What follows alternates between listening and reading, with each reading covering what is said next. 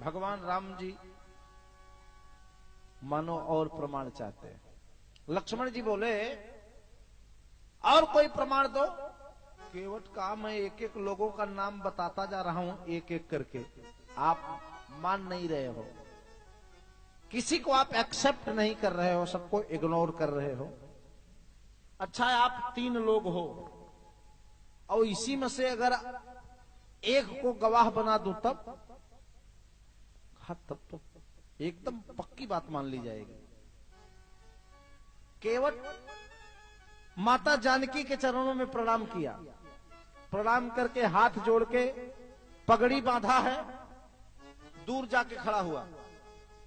सीता मैया से बोला मैया क्षमा करना, धृष्टता कर रहा हूं, आदमी हूं, हमें क्षमा करना, क्योंकि आदमी से ही भूल होती। राम जी बोले बोलो क्या कहना चाहते हो। केवट बोला प्रभु जब शिव जी का विशाल कोदंड विखंडित हो गया जनकपुर में, आपने धनुष तोड़ दिया, जानकी मैया जब आपके गले में वरमाला पहनाने के लिए हाथ में जयमाला ले ली, आपको माला माता जी ने पहना दिया। सीता जी सुन रही हैं, वो कहा माला पहनाने के बाद चरण छूने की परंपरा है, आप माता जी के प्राणेश्वर हैं, पति देव हैं, तो माला पहनाने के बाद माता जी आप भगवान का चरण क्यों नहीं छू रही थी। तो राम जी बोले सब बात इसको मालूम है, वास्तव में जब जयमाल हुआ, सीता मैया जब राम जी को वरमाला पहनाई तो चरण नहीं छू रही थी। बालकांड में बाबा ने लिखा कि गौतम तियगति सुरति करी, नहीं परसत पद पानी। सीता जी को संकोच हुआ, चूंकि सीता जी एक अंगूठी पहन रखी थी जिसमें जो नग था वो पत्थर का लगा था। सीता जी सोची कि वरमाला पहनाने के बाद मैं भगवान के चरण का स्पर्श करूं और कहीं ये नग का स्पर्श पत्थर का हो गया तो क्या होगा। सीता जी को भी राम जी के चरण के रज पर संशय हो गया। केवट ने कहा माता जी आप बताओ, आप आज प्रभु के साथ बनपथ पर आई हो, एक बात जब आप बताओ कि गौतम तियगति सुरति करी, नहीं परसत पद पानी, मन बिहसे रघुवंश मनी, प्रीति अलौकिक जानी। तो जब माता जानकी को आपके चरणों पर विश्वास नहीं है तो मैं गरीब आदमी काहे को विश्वास करूं। इसलिए अस विचार के वत पाठ ठाना, विचार के वत हाथ ठाना, विचार के वत हाथ ठाना, विचार के वत हाथ ठाना।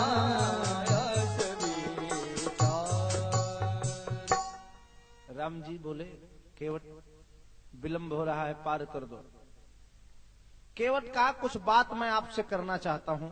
जब आप राजा बलि के यहां गए थे तो 52 अंगुल के थे, और जब दान लेने का नंबर आया तब केवट राम जी से बोला कि भृगुटी विलास भयंकर काला, भृगुटी विलास भयंकर काला, भृगुटी विलास भयंकर काला, भृगुटी विलास भयंकर काला, नयन दिवाकर कच घन माला, नयन दिवाकर कच घन माला, नयन दिवाकर। महाराज जब आप वामन से विशाल हो सकते हो तो एक चरण इस पार रखो और एक चरण उस पार रखो, गंगा जी को ही लांघ जाओ। जब एक चरण आपका धरती पर एक पाताल में हो सकता है तो गंगा जी तो छोटी है ना उससे। तो राम जी बोले वो तुम चलो ठीक है, लेकिन सीता जी और लक्ष्मण जी का एक रास्ता है। कहा क्या? कहा सीता जी को और लक्ष्मण जी को आपका इतना विराट रूप है कि आप चाहोगे तो इनको भी पार कर दोगे, एक हाथ से पकड़ लो पार हो जाएंगे। राम जी आगे चलने लगे। केवट कहा चले जाएंगे क्या? हे प्रभु एक मिनट, अरे मैंने कह दिया तो आप जाने लगे। सीता जी और लक्ष्मण जी को आप पार कर देंगे और आप भी ऐसे पार हो जाएंगे? अरे एक नियम है महाराज, हम लोग घाट का पूजन करते हैं, हाँ नौका चलाते हैं, हाँ हम लोग देवी देवता का अपने पूजन करते हैं महाराज, और आप ऐसे चले जाओगे?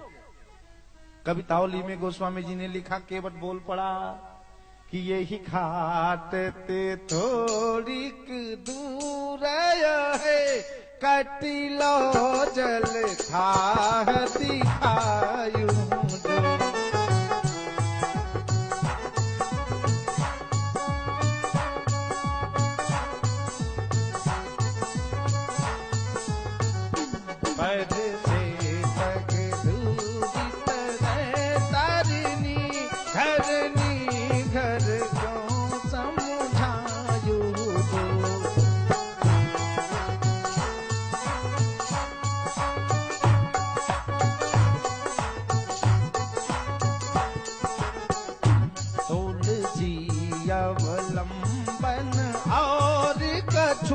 लरिका के भांति जियायु।